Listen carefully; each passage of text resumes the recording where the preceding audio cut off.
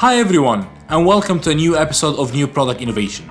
I'm Saif Abdelghani, Product Innovation Expert, Podcaster, and PDMA Egypt Chapter Leader.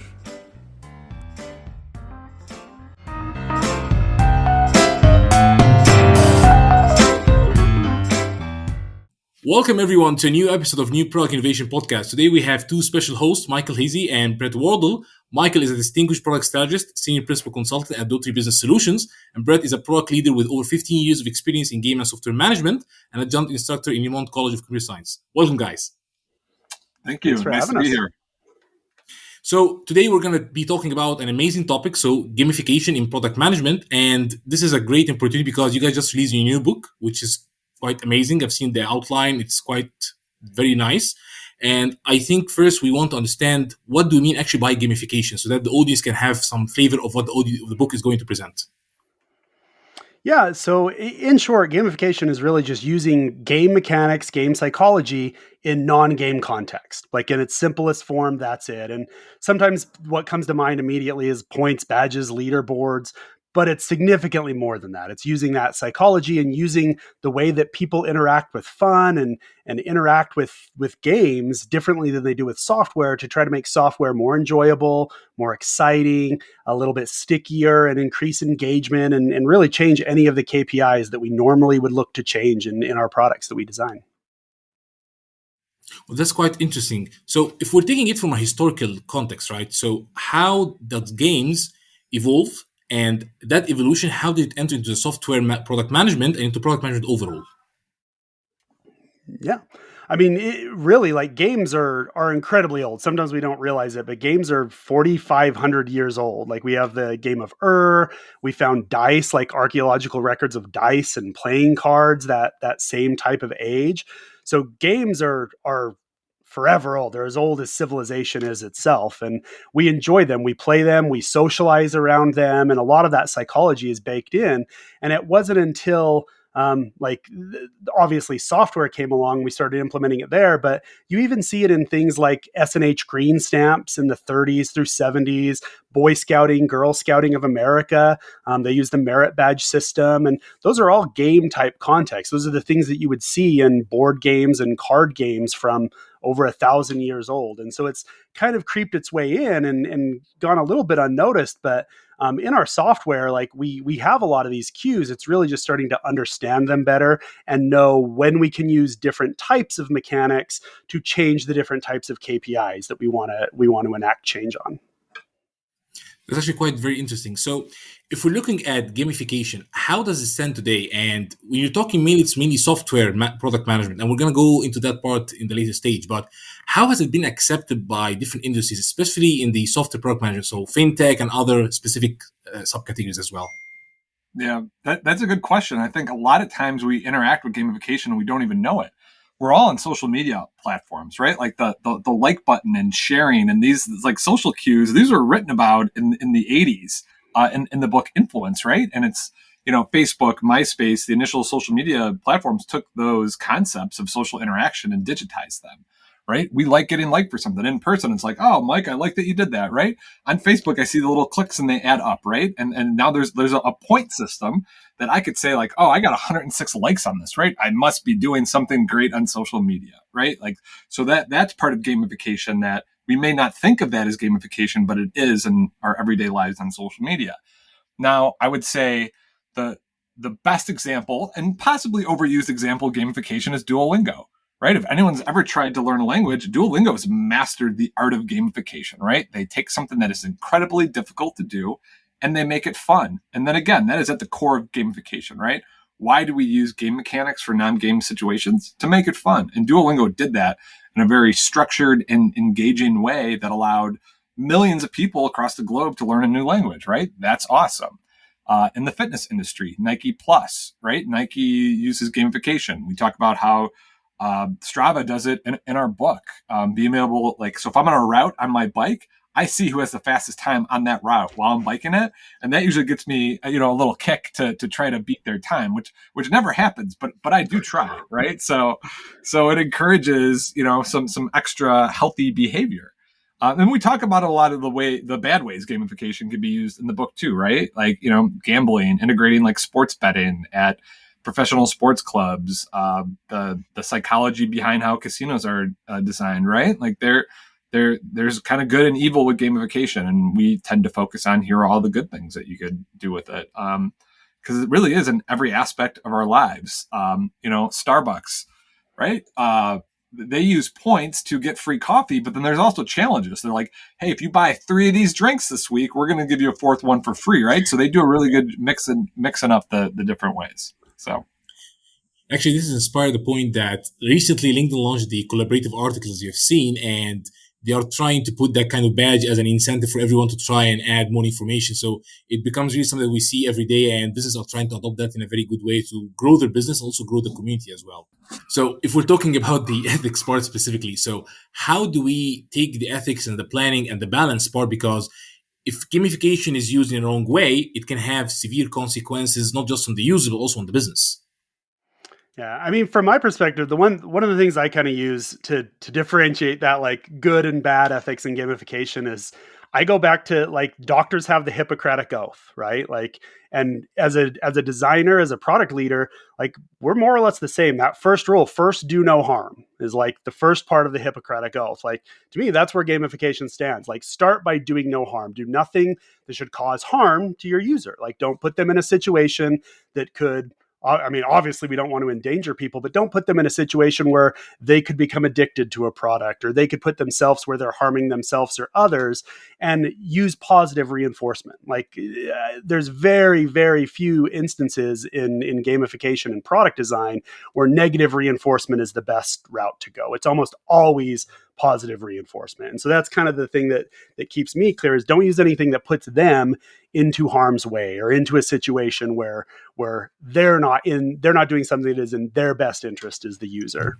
We write about accessibility. When you're designing a game, make sure everyone could use it, right? And like, people with different disabilities. Did you incorporate that into your game design, right? You don't want to, leave people out of the gamified experience. So if you're going to do something, as you're designing game mechanics, think about how different people from different backgrounds are going to be able to use that. So if you have one advice or one principle that every business should keep in mind when starting gamification, what would that be? I mean, I think we preach this in our presentations, right? It's like, don't set out to go do gamification. Gamification is not something you do. Gamification is a tool to get to your goal. So when you're starting with gamification, first identify what is the business goal that you're trying to accomplish. And then how can gamification help you get there? If you set out just to do gamification, it's misguided. And, you're going to look back and say like, what are we really getting out of this? Nothing. Well, yeah, because it wasn't tied to a larger goal. Yep, exactly what Mike said. Like know the KPIs you want to affect and also know your users. Like if you understand your users, there's different types of mechanics that work better for different types of users. So go and do that research. Like the Hexad framework is a great framework for understanding the types of players or types of users you have. Do some research into that. Try to understand, are people achievers? Are they philosophers? Are they socializers? And build mechanics around the type of users that you have. That's quite interesting. So when we talked at the beginning, it was mainly software, right? So if we're trying now to differentiate between digital products and physical products, how would you see gamification going into both directions?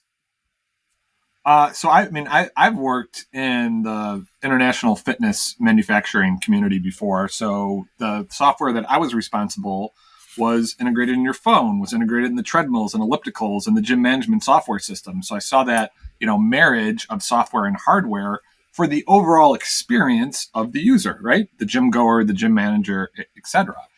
And I think that, I just shared an article that Peloton did. Like Peloton is very successful gamifying its programming in group settings, right? As it should be, because there are some industries that are more ripe for gamification than others. Fitness is definitely almost a free-for-all with gamification, right? There's so many different options, different types of users, different things that you come up with to really be successful. So, our book is mostly focused on how to integrate gamification into your digital products, but a lot of the core of what we talk about and discuss and try to educate the reader on can be applied to hardware products. It's just kind of a different life cycle, and I mean I find it hard to see how many physical products don't have a digital component now, right? Yep. Like, you know, Those worlds are converging. Like everything, just like you said, like Peloton is just as much software as it is hardware. And you see like Dribble Up. I don't know if you're familiar with the Dribble Up product, but it's like basketball, soccer, where you have a physical ball, but you're playing in front of an iPad and it's showing you like, oh, kick the ball to the left, to the right, to the left, to the right. And you're mixing those two worlds. And I see that more and more, like more and more, even if it's a physical product, technology is everywhere. Even physical products these days all have some piece of technology, even if it's just like an NFC chip integrated in it or something like that. It's those worlds are colliding. Yes, very interesting. So, if we're now trying to discuss gamification aspect as an enabler, as you just mentioned, that it's a tool. You don't do gamification for the sake of gamification. You use it as a tool to grow the business. So, how do we use gamification to increase user engagement, and what are the benefits of using that? The tangible benefits that consumer can actually feel. Yeah, it for me it boils down to like when it's all said and done, the sense of flow. Like if you're familiar with the concept of flow by the like Mihai Csikszentmihalyi's book, like that's the core of gamification, right? Like we can sit and get lost in a game for hours. Like you'll start playing and then 5 hours later you're like, oh man, I needed to go to bed like 4 hours ago. We Yeah. don't do that with work. Like I don't sit down with Excel or Word and start typing and then go, oh man, I got lost in this spreadsheet and I really should have gone to bed. Like that's what if we did? What if the products we use for work, the products we use for productivity had that same sense where you just got lost in your work. You entered that state of flow where the rest of the world kind of faded away and you were using that product. And gamification can help aid in that. It can help you start to see like, okay, we have these little checkpoints along the way. So it builds a sense of process where I can start to move myself along. And it's not looking at this daunting, like, oh, I have this giant spreadsheet I've got to accomplish. And all of these things along the way in those the form of games. That's why games you get lost. It's not, you don't look at the end boss of a game right away and go, oh, this is going to be a 20-hour investment. They're rewarding you every 5 minutes or quicker than that, and so it doesn't seem as daunting. So 5 minutes turns into 12 minutes, turns into an hour, turns into 2 hours. And I mean that's ultimately the crux of it. That's the tangible part of gamification, is where we build this productivity, and the engagement just kind of comes baked in. If we're having fun, we're enjoying ourselves and the barriers are removed, that sense of flow can come, and that's a tangible piece of engagement that we can take away. Well, that's quite amazing. So this actually describes the nudges and desired behavior. So as you mentioned, right, gamification can lead that can stay up doing the game or trying to work on the product for several hours, without just realizing this, which drives a very common question, right? So this can be a common pitfall that when you do gamification of digital or physical products, companies have to avoid that because you want to drive some sort of acceptable behavior. Otherwise, it becomes more of an addiction. Yeah, and I think that whole nudge theory, right, that was popularized by Richard Thaler. Like I read that book probably in 2010 when I was just breaking into the startup scene in Chicago, and that completely changed the way I look at developing a business, developing a product, with this whole this concept of choice architecture, right? So when you're designing your gamified platform, right, you have to think about your user interface, your game mechanics, the rewards, right? You have all these different tools in here that you're using to design not just the architecture of the digital product, but the choice architecture through the journey that you want to take their user through, right? Like this aligns really well with being skilled to do a user journey map, right? What's the decision tree that you're taking the users from, and where are you putting those rewards and games and actions to get them towards like the desired effect? And back to Bret's comment earlier, right? Do no harm, right? The effects and the choices you want them to make should be a benefit to the user and the business. Example I'll give, I worked last year on a pharmaceutical app for a healthcare company. And it was, a choice architecture throughout the digital experience, because at the end of the day, you want the user to adhere to their medication, right? So the positive on the user side, they are taking their medication when and how they should. They are living a healthier life. The benefit to the insurance company is they spend less time in the hospital, right? And there's a lower cost to the insurance company. So that is a win-win situation where you are framing the choice architecture to work for the user and for the business. I could go on about nudge, that book, and all the concepts of behavioral economics for another hour and a half. So I'm going to leave that right there and let you and see where we go. Yeah, yeah. So when I tried to understand more about gamification the last couple of days, actually, because this was quite an interesting topic, so I saw lots of different frameworks, octalysis, hook model. So if you want to get the audience to understand more about this kind of frameworks, how can we explain it? Yeah, I mean, like you said, there's a ton of them out there. Like there's a ton of frameworks. There's a ton of ways of looking at it and slicing it up. The Octalysis framework is actually one of my favorite. Like I like the way that Yukai, he really focuses on the game aspect of gamification. Some of the frameworks look at the psychology. Some of them break up mechanics. Like Yukai, when it's all said and done, like is a gamer. Like he was born out of games. I mean, he was addicted to games at one point, and he understands those mechanics. He understands the psychology. And so I really like the way that he's broken it down into the sort of, I mean, the octalysis, the Yeah. octagon that he has. And I think it works well. And I think the way that he presents it is also unique and fun. It's a little bit different than the others. Like most of them come from a book or something that kind of started it. He just kind of started with YouTube videos and just kind of him wandering around cities talking about gamification. And it creates this sort of fun atmosphere. But when it's all said and done, the psychology behind it is sound. Like it's like I come from a game design background, and those are the same psychological cues that we use in designing games in addition to software. And so the Octalysis, I think does a really good job. I mean, amongst a number of others that are great, but I think Yukai does a great job of breaking down the specific mechanics, how to apply them, and how you can kind of grow that octagon in the direction you need. Yeah, and just to from the hooked model, right? Like from near, like that's what I used when I was wireframing the fitness experience, right? I read his book when it came out, and you think about things like we always think like external triggers as product designers, right? Email, notification, blah blah blah. But his dive into like what are the internal triggers? What are the emotions that the exerciser is feeling, right? Like boredom, anxiety, need for a social connection. That kind of expands your design mindset, right? Now you're thinking the gym experience, social connection, group fitness, right? Boredom, anxiety. How do you turn those triggers into action, right? And a lot of time for gym management soft, like they want to get you into the gym. They want to get you using the equipment. They want to get you exercising because that's what the KPIs are, right? As Bret talked about, like what's your goal that you're trying to enact?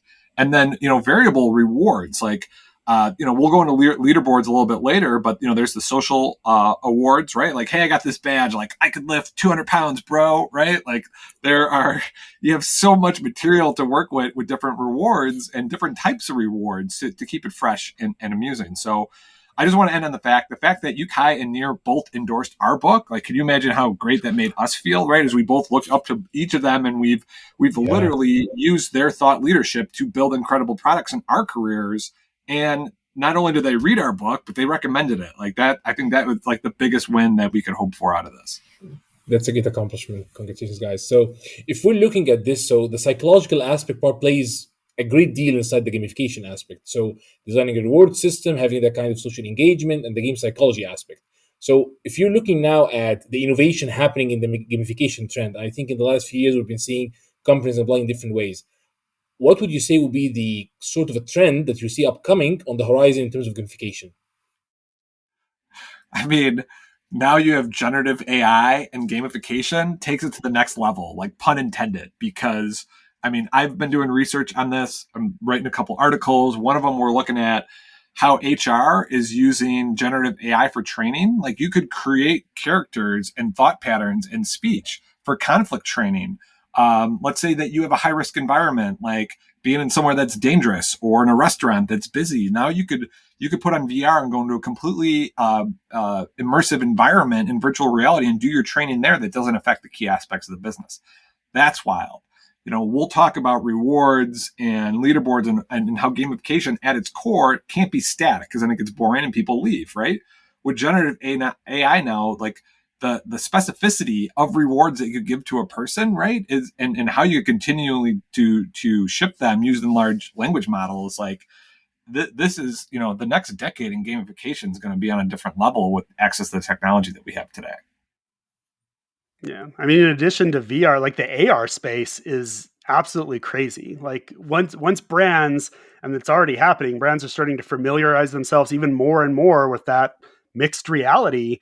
It offers so much incentive to like go in there and like start like grabbing people's attention to certain points and placing yourself in front of them and kind of integrating you as a brand into their life. Like that's, we have these lifestyle brands, and these brands that we know and love and talk about, that's what they've done is they've ingrained themselves into people's lifestyles. And AR has the possibility of that even tenfold, where everything you're doing as far as an activity goes is going to your Nike tracker, or Strava's just working automatically in the background and doing these kinds of things. It's a pretty exciting space that we're moving into with all of this new technology and its increase in capacity. Yeah, I think it's if I look at it from a different landscape, right? So gamification can be utilized in order not to focus only on the product innovation aspect. So you focus on some enablers to expand your horizon and how you try to engage that consumer psychology so that they can feel sort of accomplishment or achievement, right? And I think this is one of the things that companies have to start looking at. You don't only look at your product performance or just the ecosystem, but you start looking at the psychology of the consumer, because this is one of the most critical points that can drive the consumer to engage more with your product. So if we're looking now at gamification after we understood all this wealth of knowledge, so there should be benefits and at the same time there should be challenges. So if we're trying to understand how the gamification increase the engagement and differentiate the products and the knowledge behavior, and we've talked about this a lot, but in terms of challenges, what are the limitations we're seeing today? And how do we ensure that it doesn't harm the user experience? And at the same time, privacy part and the GDPR, the part in Europe, which is quite intensively applied now, how do you ensure that you don't overcome that you can overcome actually these kind of limitations? So I'll jump on my soapbox about leaderboards, Brett, if you want to take the privacy part. But I mean, we do a subsection of the book just on leaderboards because there's this like pattern of thought in industry to where you just put a leaderboard up and you've done gamification. And I've seen this so many times from fitness to HR all over the place. You put a leaderboard up that's static and you leave it and like, oh, our gamification strategy didn't work. And it's like, well, you haven't updated your leaderboard in 18 months. There's people that don't even work here anymore that are on the top of the leaderboard, right? Like, Yeah. a leaderboard has to be dynamic. There has to be a time consideration for what is the challenge that you're trying to accomplish. What is the set of time you're giving your users to accomplish that? And, is it working or not? What's your feedback? Is everyone engaging with it? If they're not engaging with it, why? Right? Like one of the things we preach continuously, just through our thought leadership as well, is that you need to get feedback from your users on a regular basis. It's just like what any other product best practice, right? You don't just release a product into the ether and say like, all right, we launched it. It's now let's go do something else. And people that do, your product's probably not successful, right? So, as with product gamification, reach back out. Hey, users, are you enjoying this? Why? Why not? Right? And continue to tweak your challenges and gamification strategy until you're hitting those KPIs that you set out to address. Yeah, and as far as the privacy is concerned, just like you said, like that's a very real concern now. Like we live in a society of GDPR, CPPA, like all of these restrictions on privacy. And unfortunately, like part of gamification, you do need to track what users are doing. That's part of gamification. Like how many times have you done this? What have you done? What are these things? The biggest part to me, as far as privacy is concerned, is you don't necessarily need to tie that information to PII, to personal identifying information. It can be tied. I mean, games have had this for years and it's lived under the guise of a gamer tag. Like you're actively told, like, well, don't use your real name when you're online playing games. Products can be the exact same. Like you don't have to, like as a product user, like I shouldn't have to give my name, my real birth date. Some of these things aren't information that we need. I think as product managers, sometimes we think like, oh, I want to gather it because I can use it for telemetry data or use it for usage data. But you can get all of that same data, tie it to an anonymous user where you're not tying it to any PII, any personal identifying information. And some of those privacy things go away. And the ones that don't, you simply provide opt-outs. You provide clean, easy to use opt-outs. So any user can say, hey, I do not want to do this. I do not want anything collected. Or if they did have it collected at some point, they can say, hey, please remove me from the system. And as a product designer, those are easy things for us to kind of design into the system. And if we're collecting this data, that should be forethought before we put it into the system is, hey, we're going to collect this. We need to design a way for users to remove this or ask for its removal or opt out. And if we do that, then those privacy things are alleviated to a certain extent. That's where GDPR and CPPA come in, is exactly that. Just giving users the ability to say, hey, I would like this removed, or I would like this not collected in the first place. And that's every user's right to do that in the world that we live in. And providing that is fine, because for some users, they don't want this. They don't want these things to be tracked. And just like we said earlier, like, know your user types. If you have user types that are in that boat, then consider that when you go into the gamification. And I think that helps with a lot of the privacy. But in this world, like, you're absolutely right. Like, the privacy concerns and challenges that come with it can be big. But if you just kind of design them into that forethought of what you're building, it becomes a lot easier to do it then than once you've collected this data and you're like, okay, well, now what do we do when someone wants to be removed? I fully agree with you. So in terms of accessibility part, so how do you make sure that the gamified experience is really accessible to all the users? And at the same time, how do you personalize this and try to make it in a sort of a personalized way for each customer in the way that he prefers it to be? Because making a generic gamification experience can sometimes deter lots of consumers. But if I find it becomes much more personalized, much more into my taste, that would get me more to engage with the product itself. Yeah, I think first for the accessibility, there are accessibility guidelines, right? And our recommendation, we are not creating new accessibility guidelines. We are pointing the user, the reader, the developer towards these accessibility guidelines and say, follow these steps, right? And, we have a summary of it in the books, but it's like, here are the different types of situations that people will encounter that they'll have difficulty accessing digital products. Have you thought about, vision impaired? Have you thought about audio impaired? Have you thought about speech impaired, right? Like, going through like this list of have you designed it to account for these things? And to your point, like, gamification can't be all things to all people. So with Bret's comment earlier, like talking about Hexad, right? And like knowing your personas, the type of games that they like to play, you're slicing and dicing your experience, right? You might, during your research saying like, okay, so out of our, we're in this industry, and in this industry we have these personas that we established. Out of these personas, they're 70% likely to involve in gamification. They like strategy, RPG, whatever, right? I'm just making stuff up at this point, right? And then that, and then that's your first launch. Those are your champion users that you identify. You build the experience to them, right? And then once you have that, the feedback loop going, you've established that experience, then you start going to the next group. Okay, all right, who's at the 40%, right? Okay, it's this group that likes more action shooter type games, right?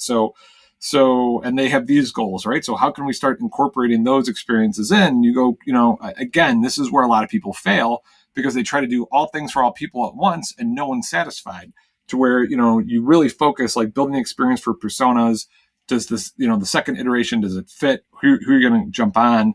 The champion users, right, are giving credibility to it because they're posting feedback on the App Store. They're talking about it, right? So they credentialize your product, which allows for that next wave to come in, and you continue to experiment and iterate with, incorporating different personas. Yeah. I mean, have people using it early and often. I mean, just like Mike said, pay attention to what your users are saying, build that in early, games do this before a release. They're having hundreds of thousands of play testers that are answering questions, and make that subset, like, make that diverse. Like, that's the one thing that games didn't do well for a really long time. And just in the last decade or so, we're introducing more of that accessibility. You're having some of those accessibility things come in and play test. Like, have someone that is hearing impaired use your product and try these out. Have someone that is vision impaired come in and use these things, and bake that into your user base and your testing session, so that the guidelines, you're designing around the guidelines, but you're also getting feedback early about the usability, and pay attention to that usability and implement change. I think that's one thing, is we think like, oh, well, I'll have someone try it out, but then we don't take the feedback that we get and enact change with it. And doing that is part of gamification. Like, you have to do that. You have to listen to that feedback. You have to iterate. Like, gamification is an iterative process. Like, it is a taking the, okay, this wasn't for me. I didn't like the way that this worked. Okay, change it up. And trying to make nothing required. Like, that's the other big thing that I will say is, you have those different user types. You're going to have different games for each of them. And they may not enjoy this part of the gamification, but they enjoy this part. And you've got to kind of slice the way that that works. And you've got to kind of say, like, hey, none of these are required parts of the usage. They just boost engagement. If you can find one of these 3 ways that we've done, then that's acceptable to us. You don't have to enjoy all of them. We've built different paths for different types of players. That's quite interesting. I think it's a perfect way to try to put it, that you don't need to go all in from the beginning, right? You can try to segment that kind of use and try to get more feedback and improve as you go. That's quite nice. So if we're now trying to make a balance, right, between the pros and cons of having an optimal gamification, if we're trying to list 3-4 main steps for any organization to try and implement that, and try to take all the good things that you mentioned about having gamification, all the bad things you have to understand, and the limitation part, how would you flow from step A up to step B when you say, okay, I have no gamification experience at all at this point, I want to have an optimal one, and as a first start, how would that go? Well, first step, buy our book. And then buy the books that we recommend to go with our book, and then you're set. No, but more seriousness, and Bret, let's play off of this, because I've gotten this question, like, since we've been getting some visibility with the book release. I think first step though is we talk about goals, right? What's your goal? What are your KPIs? What do you need to accomplish? Then it's like, okay, well, how are you going to get there? Do you have personas and jobs to be done on your user base? Is this an internal thing? Survey your employees, right? What type of games do they like? Build personas in your employees. Is this a user group? What user group? What industry? And, I'll say this, like, it's not too different, but there are some different things. There are different opportunities in different industries, right? When you look at where gamification really fits, you're in education, which is, there are some different gamification tactics and strategy in education and e-learning, healthcare, retail and e-commerce, right? Like, Bret's got a great background in that, right? He has more experience in that. Then, I have more experience in the healthcare gamification part, marketing and advertising, HR that we talked about briefly, right? Like, there are different game mechanics in different things and all of that. But regardless, I would say goals and KPIs, building personas, prototype and test, feedback and adjust, right? Like, if I'm paraphrasing, kind of the core of what we wrote about, but that would be my take. Bret, how about you? No, I mean, I think you hit the nail on the head. Like, I don't have a ton more to add there. The one thing that I always say, like, it's kind of been my mantra, is anytime a product manager asks me about this and says, like, oh, well, how do I understand more about this? Like, pretty simple, three words: play more games. Like, go to the source material. Like, a lot of times people are like, oh, well, what, like, apps do this, and whether I don't know, go play the latest, Legend of Zelda, go play Starfield, go play one of these games that recently released, or go old school. Like, I'll always recommend old school games to people. And so that's kind of where I tell them too. Like, Mike hit the nail on the head as far as, like, hey, this is what, like, you need to pay attention to. Like, know the KPIs, know your users, iterate. Like, those are the crux, and every product manager should be doing that, like, regardless of gamification or not. But if you really want to understand why people love games, play them. Like, you can't like talk to people about the passion that they have for games if you're not willing to dive into them and try to understand that passion. When you're trying to figure out why people love to read books, you've got to go and read books. Why people love movies, you've got to consume those medias. And so I'll always kind of tell people, like, hey, if you're interested in understanding why people love games, play them.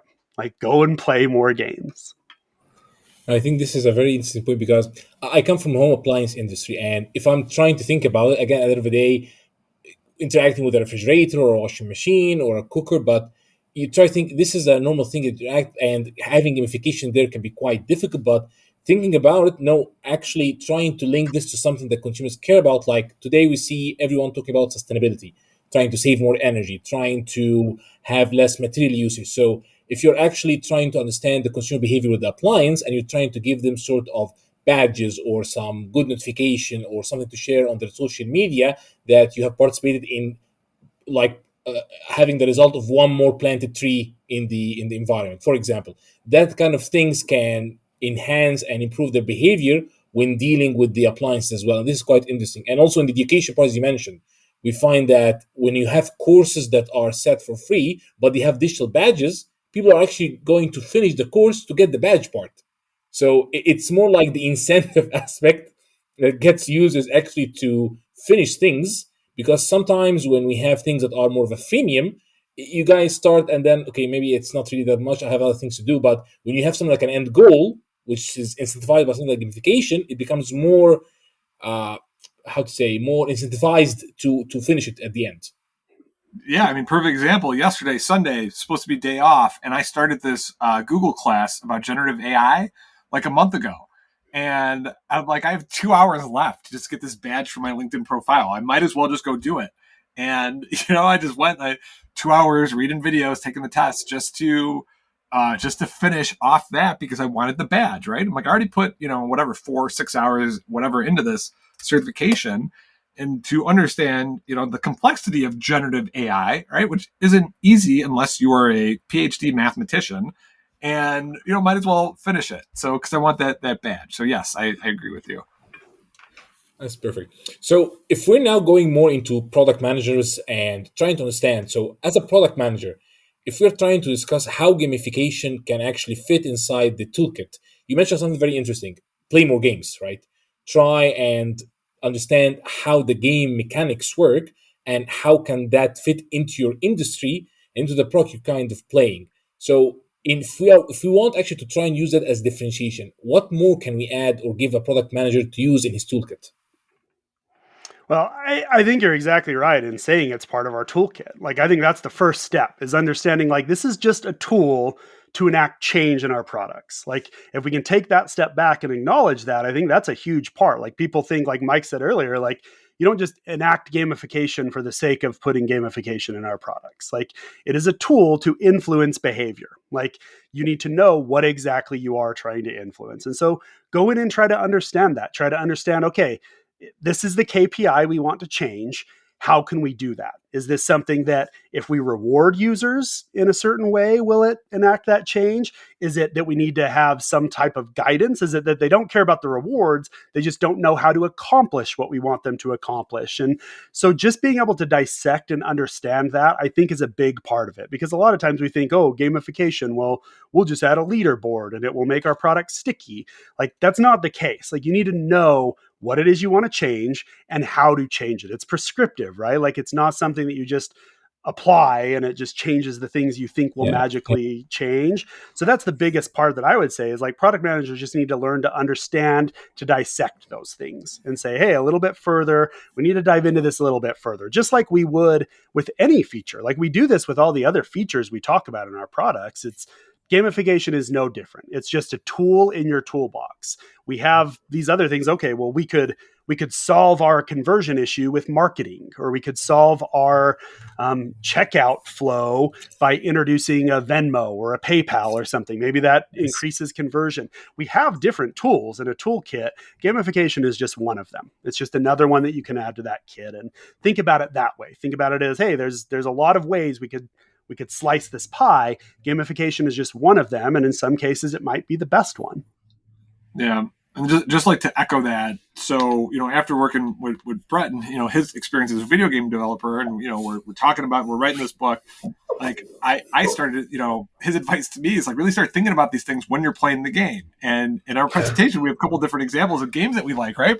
But now I'm playing my game, I'm like, oh, I'm in this game mechanic, oh man, this storyline really is good, right? It's like, I played this game more I thought about too, because story is a big part of games, right? I think a lot of people don't tie this together with gamification, right? To our points are like throwing a leaderboard, throwing some points. It's like, no, think about the best games that you've ever played. There's a compelling narrative behind them. And then some of them can shift in many different directions, right? Think of Zelda. Think of Final Fantasy VII. I always use that as like one of the best stories. That's why I remember that game from my childhood, because the story was just unbelievable.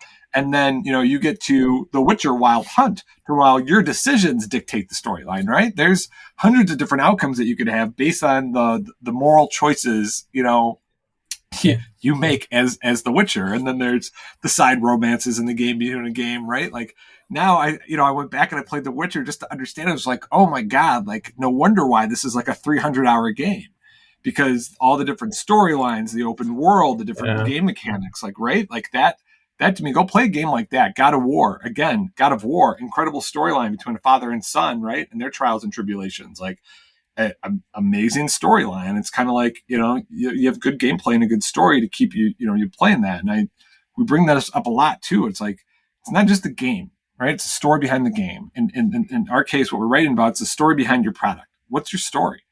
And how does the game, fit into that? And again, too, is like, also like our thought leadership isn't just on gamification. This is just as much as a product development book as it is a gamification book, because you can't do one thing well without doing the other thing well, right? You build you're a great product manager with poor gamification enablement, or if you're great at gamification and poor at product development, right? Like that's, it's not going to work unless you harness both those powers. Yes. No, I fully agree with you. So looking from a product management perspective, you have two different main steps, right? You have the designing the strategy part, where I'm trying to understand the insights and the goals you mentioned, choosing which game mechanics works in the industry and the product and in the target segment I'm looking for, and creating that kind of user journey roadmap, and then putting that overarching strategy. And then you deep dive into the implementation part. So practical steps. How do I do a prototype? How do I prepare for the launch itself? How do I track the performance in order to make that kind of quick shifts? So if you're looking at strategy and if you're looking at implementation, 3 main points on strategy that are very critical and 3 main points on implementation that are also very critical. What would you recommend?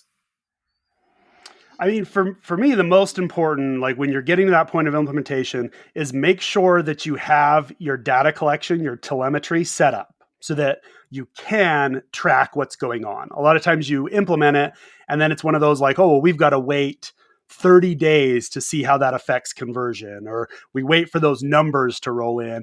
Like those, you should be tracking every click, every view, everything to start to see immediately, like, hey, is this enacting change on day one?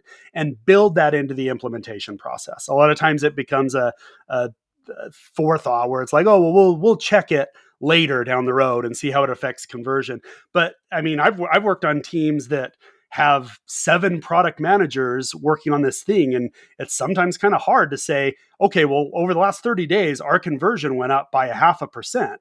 Okay, well, which one of us was it? Like we all did something. We all had a test running.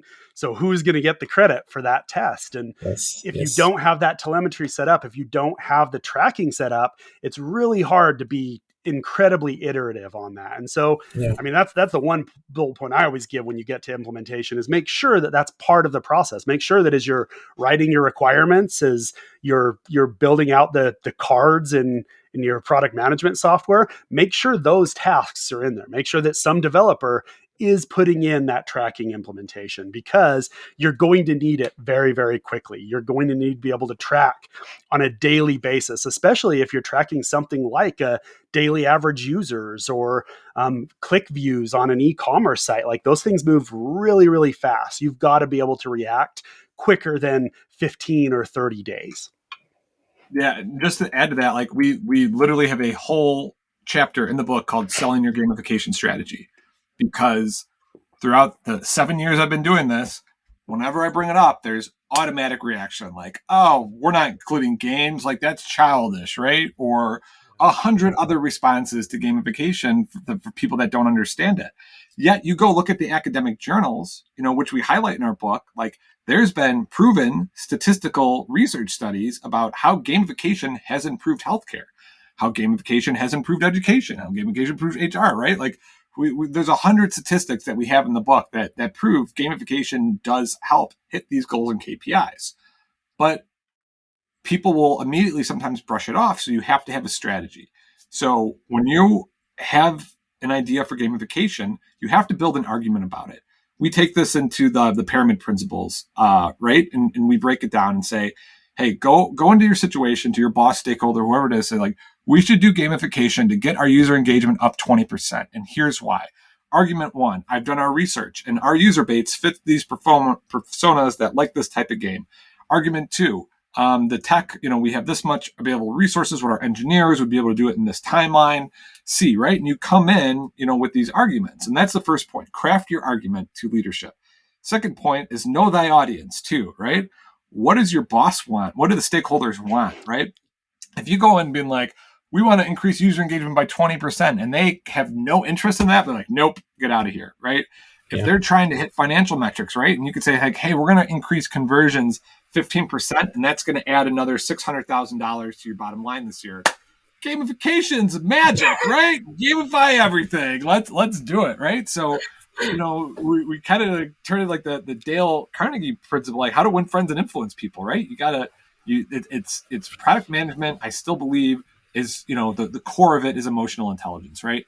You have to be able to lead and create relationships with people. So, that includes your stakeholders and what their goals are. And, once you do that, then you got to produce, right? So if you're going to go in and you're going to make these big, bold statements, make sure that they're SMART goals too, right? Specific, measurable, actionable. Make sure you get there. Don't sell the golden goose if you can't deliver, because that's not going to end well, and it's going to continue to give a bad rap on gamification. That's quite nice. So, if now we are looking more into the process part, because one of the things I've been seeing over the last few years in product development is that integrating something new for organization inside the product development process is a tedious and quite difficult, specifically if you're following a waterfall, not an agile iterative process. So when you're talking physical goods, and I'm talking from my own experiences from appliances, the life cycle goes between 2 and 3 years for one product, which is quite extremely long. So doing kind of development 2 years ahead, how do you integrate such process of gamification inside the process itself? And how do we put the principle that from the ideation stage, once we're trying to find the pain points, build the jobs to be done, how do we integrate that mindset to find the insight of the gamification? What kind of mechanics would work with these consumers, with these pain points? And how do we verify that as we go inside the ideation, the concept development, the development part, pre-launch, and the launch itself? Bret, can I start with foresight and the future type stuff first, and then kind of go into that? So, not in our book, but I think what was really compelling for me and helped shape my perspective of your question is that February and March, while we were putting together the framing of the book, right? I guess starting to write some overview of it, I did the Foresight Essentials at Institute for the Future in Palo Alto. And it really taught me about futurism and foresight, which changed my perspective on product development in general, but really enforcing that, if we're trying to solve problems that are happening today and we start building a product, we all know this from the digital and from the hardware, right? Yeah. You're at least 6 to 18 months out until your first prototype, right? Yes. So the problems that we're trying to solve today are going to be irrelevant by the time that we get the product out. So start thinking 3, 5, 10 years down the line. And this is an exercise that I've done with leadership teams and design thinking too, right? Is like, let's think ahead 10 years and what's the future going to hold, because that dictates what product that we're going to need by the time that it's released. So, I could send you that I just, after we wrote the book, I wrote an article for Institute for the Future, like for product managers, how to use foresight to have more success.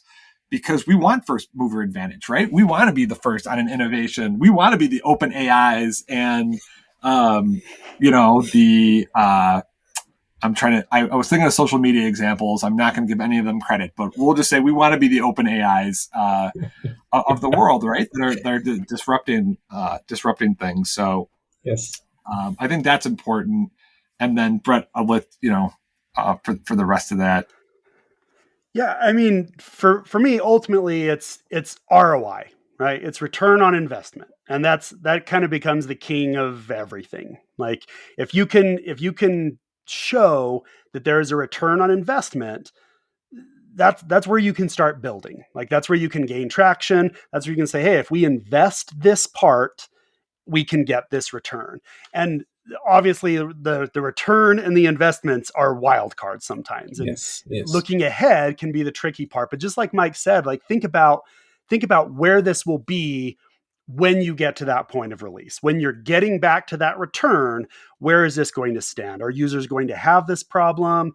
What are the things that are going on here? And the investment side of things, don't be afraid to get creative there too. Like the investment is the one that we can change the most. Like that's the one that we have the most control over in ROI. Return is up to consumers. Like the consumers say what that return we get on is. But investment, we can use technologies to decrease our investment a little bit. We can spread things out and kind of build a portfolio where maybe we're not putting all of our eggs in one basket. So our investment is maybe spread and a little safer across a few different things, and building those kinds of things into the investment side can help that longer term. I mean, you look at it just like you would your like Yeah. stock portfolio or something. You're not your stock portfolio, or I mean, hopefully your stock portfolio isn't a play on the next 30 days or 60 days. Yep. That's like a Yes. 20, 30, 50-year play that you're looking at. Same Yeah. thing for products. Like we need to be looking ahead. Okay, this what we're doing here is a 5, 10, 15-year play, or even on the shorter term, it's a 1, 2, 3-year play. And think about it from that standpoint. Like, what's the return we're going to get over the lifespan of whatever we're building? It's a longer than, hey, we're going to release this and the money's going to come in 1 month and it's going to be done, and that's our return on No. investment. No. That Yeah. return will spread time, and think about it that way. If we invest this, that return will come over time.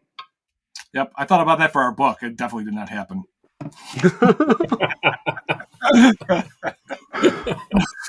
So, so if we're now looking at two main points, right? So the future part, and I think this is a very interesting point, because looking from different perspectives, it's true. You are developing now a product to go into the market within the next 1.5 to 2, 3 years.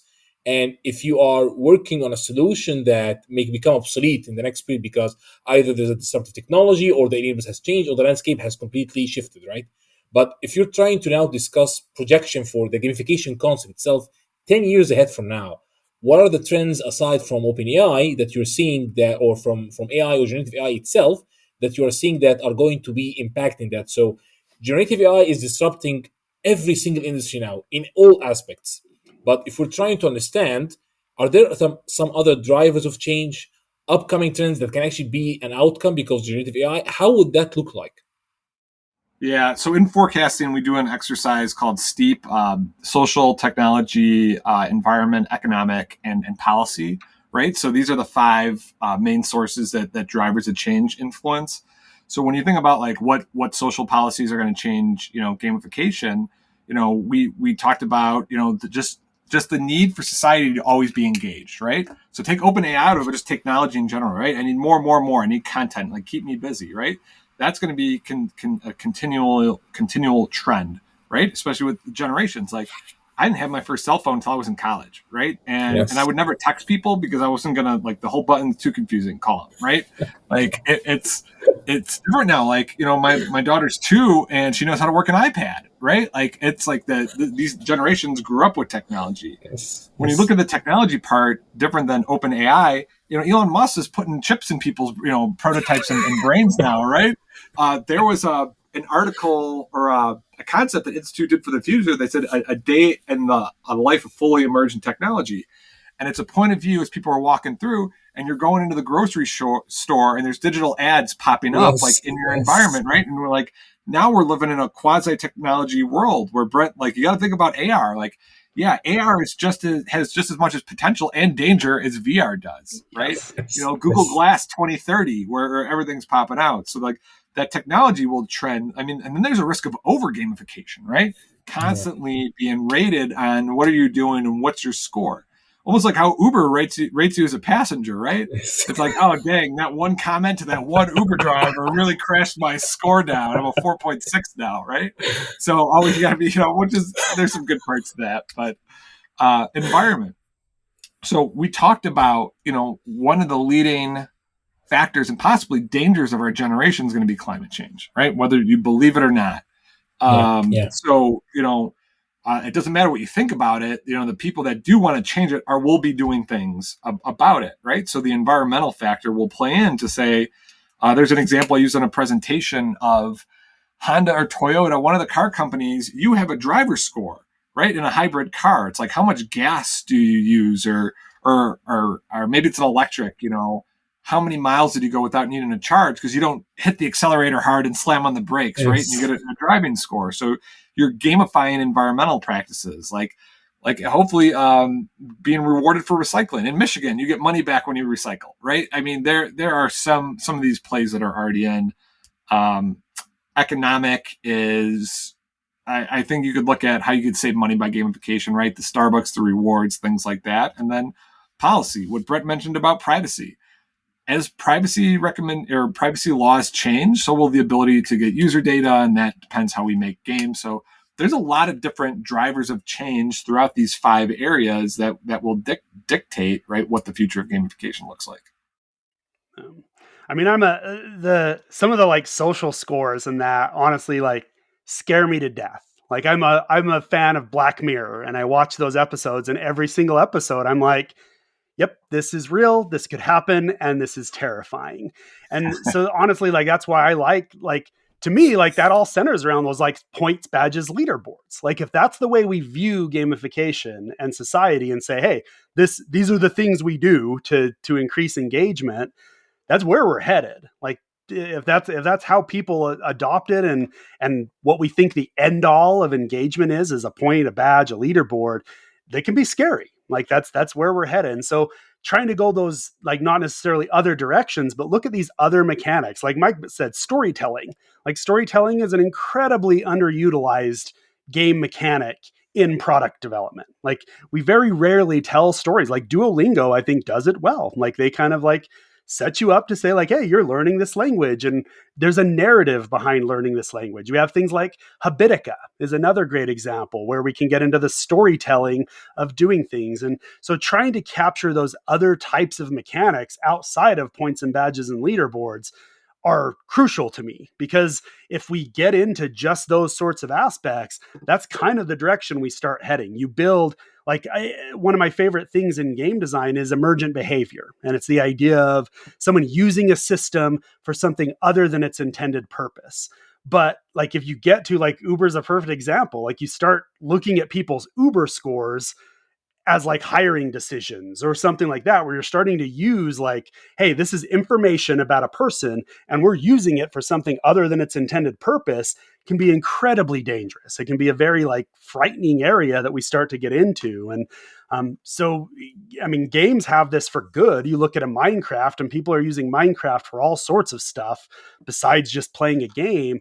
But our products can start to do the same thing. Like we can start to have this sort of crossbreeding of what game mechanics we've built being used for something other than its intended purpose. And we need to consider that as we move into the future, because it is data. And I mean, we talked about privacy. Like if we start tying these game things to real people things, it can be a little bit frightening, like in the long term of things. Yeah, this is quite insightful. So now a few last points. So if you have an organization that's actually, after listening to all this great information, is still hesitant about gamification into their products or their process, so I want to have an advice from each of you. What would be your top advice to them? Because I think after hearing all of this information, all this research, the data inside the book, and everything that's happening around us, I wouldn't, for me at least, I wouldn't think of an organization that would be hesitant to apply. But if there's still one, what would be your top advice? I'd say really think about what's in it for them, right? Like, and really structuring your argument to what they want to do. Leverage the statistics there too, like show what's proven, and don't do anything erratic. Like, don't bet your job on gamification or anything like that. But and sometimes you're not going to get every opportunity, right? And they might say like, no, we're not going to do this because whatever happened in that person's life that hates games, right? Because they're just an angry person that wants to be a pain in the butt, right? So if that's them, like, don't get discouraged. Don't think that everyone's going to have that view on gamification, right? Continue to read about it, continue to play games, learn about it, maybe create your own products on the side. When we built our website on Wix, we picked Wix because it has gamification in the website builder. You could do badges and Nice. points and leaderboards and stuff Wow. like that. So create a website on Wix, right? And gamify an experience for yourself. Don't let one person say no and discourage you from doing this, because that person obviously doesn't know what they're talking about. Yeah. I mean, from my perspective, the one thing I always hear is, well, gamification is just a fad, or games are just a fad. Well, like, I mean, the numbers speak. Like, games are a $200 billion industry. That's larger than music. That's larger than movies. That's larger than books combined. Like, when we talk about how people consume media, games blow the other three out of the water. So if they're worried that games are just a fad, games are going away, they're just for kids in their basement. No, it's a $200 billion industry. Us as humans love games. We love to play, we love to socialize. And if it's not games, like, look at sports. Like, sports is one of the largest industries in the entire world. And, like, I hate to break it to you, but sports are games. Like, that's what it is at its core. They're not video games, but, like, it's all games. They're all around us, and we don't think about it. And sometimes, like, just speaking to it in that fashion and say, like, hey, this isn't a fad. This isn't a trend. These are industries that are making billions of dollars, and those billions of dollars are there because consumers enjoy this experience. It's not a commodity that, like, oh, it's making billions of dollars because we have to pay our electric bill, we have to pay our water. No, these are things that people pay because they enjoy. And our products can be the same. Like, the products we build can have that same enjoyment, that same engagement, where people want to use the product. They enjoy it, and it's fun, and it becomes part of their life. And when you speak about them in that way, when you speak about them as an industry, I think a lot of that talk about it being a fad, about it being a trend, starts to fall by the wayside. Like, trends don't make $200 billion a year. Fads don't make $200 billion a year and grow. That's the other thing, is it's the only industry in the entertainment sector growing over the last decade. It's the only one that has consistent growth year over year for the last 10 years. Books, movies, music don't have that. They've reached kind of a plateau on what they make. Games are still growing. Like, it's year over year growth. And the people that played games when they were kids are now becoming adults, and they're spending money, and they're getting their kids playing games, and the industry is only going to get larger. And then I didn't find this out till writing the book with Bret. So we should have created a game together, not actually a book. But you know what? We're like 3 or 4 chapters in already. So we're like, you know what? We started it. We got to finish it. That's quite good. No, frankly speaking, I think as a product manager, I think this book is going to be an excellent addition to my library. So I'm going to head out and buy this one, because I think all the information we've been discussing so far is quite mind blowing. But a few things at the end. So based on all of this, do you guys hold gamification preparation workshops either for individuals, organizations, any sort of certification you want to announce about? Yeah, sure. So, we created a certification, so product management gamification, on our website. If users or if anyone wants to do it for free that listen to your podcast, reach out to us, say that you listen to Mike and Bret on C's podcast, and we'll give you a code to do it for free. Besides that, yeah, we have opportunities for either like career coaching. We've done some presentations like how to level up your product career, right? How to gamify your career to be able to get the skills and experience that you need to make it to that next level, whatever your goal is. We're open. We talked to a couple of international corporations about doing some gamification workshops too. And there's different formats, right? There's kind of like a 2-hour overview with some light games to a 3-day session to where we really dive in and we go through and we build a prototype of a gamified product and things like that. So there's a ton of ways that you could interact with us. Check out the book, our services, everything else at www.levelupyourproduct.com. You can find us on LinkedIn. Our book is on Amazon, Gamification for Product Excellence. I think that is it. Oh, one thing we forgot about. We gamified our own book, which I haven't seen anyone else do. So there's actually the book is like a treasure map. So if you find some inconsistencies in the book, put the puzzle together, then go on our website, enter the secret code, and it unlocks a bunch of rewards and treasures for you as well. That's I just quite leave with amazing. I think that's the most exciting part about our book is that we gamified it and we put together some really cool rewards for figuring out the code. So Yeah. there's For that. everyone who's listening, you're going to find all the links for everything that Mike mentioned now inside the podcast. So make sure that you check it out.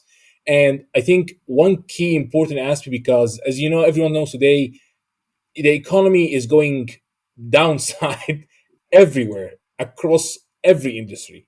So I want to use this golden opportunity when I have you both guys on the podcast. Mm. What's the best way that you can use gamification in these kind of conditions? Because I think trying to use a tool to the best purpose of a company in such conditions is going to be of great benefit. Yeah, I mean, let me start with rewards because a lot of the edits I went through as I read the first couple of versions of our book, I went back and I changed examples of rewards. So we don't have big budgets, right? And people are cutting back on things. So being able to give financial rewards or significant time off or things like that, right? We don't have the opportunity. So there's a couple different games that I do. Like we're not just gamifying products. And we didn't talk about a lot about this, but in the book we have a chapter on like gamifying product development processes, which is if you do gamified product or not, you could still gamify the processes that you work to be more efficient and get more out of your team, right? So in this economy, like do that, right? Every leader is looking for more efficient teams that provide more value, right? Gamify it, make work more fun, bring the value of your team up, right? Because you enjoy working together because your processes are more fun. What I was going to get to, like that, rewards in general don't have to be financial. We did a like bug hunter, right? We did a sprint where we're just focused on we got to get rid of all the bugs, and whoever gets rid of the most bugs gets a funny T-shirt that says exterminator on it, right? Because they're a bug exterminator, and that T-shirt costs $14, right? Or we do a data detective exercise with our product team. We give everyone access to Google Analytics. Say it's like a design sprint but for data. So you go in and go through all the data, find correlations, bring insights from the data, and whoever's gets the voted on best insights gets a little data detective badge, right? Like there are little things that you can do, that cost minimal amounts of money, right? Like, so when you're thinking about rewards, either internally or externally, look at the different types of rewards. It doesn't have to be financial. Sometimes it's social. Maybe, one of your employees or one of your customers gets to go out to lunch with you, right? Say like whoever wins will take you out to lunch, or, internally it's like, hey, you're going to get lunch with the VP of product if you do these things. Like think about the social aspects of rewards and not just the financial. And that will help you kind of, weather these economic times when people are uncertain about the economy. They're less willing to spend money. So think about creative ways to enact gamification to both increase your efficiency and have variable rewards that don't hurt your bottom line. And I mean, within products, like the stickiness and that engagement is one of the key things that gamification can help with. I mean, look at a Duolingo, look at the streaks in Duolingo. And during an economic downturn, like that's what you want. You need people to stick with your product through that economic downturn. And then when things come back around, then you can get them spending money again. And using some of those freemium models that games introduced and software has started to adopt, those models allow people to continue keeping a streak alive, or earn badges, or share with their friends any more than they can. Will keep them through that economic downturn, and will keep them using, because that's what you don't want, is that churn. Like if you lose people during the economic downturn, it's significantly harder to earn them back. But gamification, those mechanics and the things that we use there, that psychology, is a great way to just keep people involved through that downturn. And it doesn't necessarily mean they're spending money on it, but they're sticking with you. They're sticking with you through these times. And then when the times turn around, they're there still. You don't have to put out a marketing effort after that economic downturn to try to get everyone back. Use that gamification and not even necessarily spending money, just keeping a streak alive, or keeping them earning badges, or some type of reward that's a free reward to you, but gives them some level of emotional value. helps with those times. It helps just keep them there so that they're not turning off a subscription and possibly not bringing it back. Move to those models where what you can offer for a low cost to you, but a high cost to them is valuable. And it can kind of help guide you through that downturn. And that's very, very insightful. All right, guys, we are almost at the end of the episode here. So any last words from any of you guys before we close the episode? Well, we definitely have some ideas for gamification in your industry, right? So whenever you want to chat about how we could work together to gamify appliances, let me know. I have ideas for fridges, washing machines, especially dryers, right? So that's nice. No, that'll be very interesting. We appreciate you inviting us on here. This is a great, incredible questions. Very thought-provoking discussion. We appreciate your time and your hospitality. Glad to be your first video podcast too. That's quite amazing. Yeah, no, thanks a lot for you guys both. I think this is one of the best episodes I've produced so far. I think the concept is, I've been in product management for several years, but the understanding and the depth of the discussion here, and how can this actually start intriguing several ideas in different landscapes, is of great value. So I think for any product manager listening on the line here, if you don't know about gamification, buy the book, understand more, and try to use that not just in creating the product, but at the same time in your internal processes so that you can get more out of your team as well. Cool. Well, thanks a lot for tuning in, and thank you guys, and we're out. Hi everyone. If you like the episode and would like to follow up on the next episodes, please subscribe on Apple Podcast, Google Podcast, or Spotify, or in any other application you're following up the podcast on. And if you like the episode, please share it. This was Saif Abdelghani, Product Innovation Expert, Podcaster, and PDMA Egypt Chapter Leader.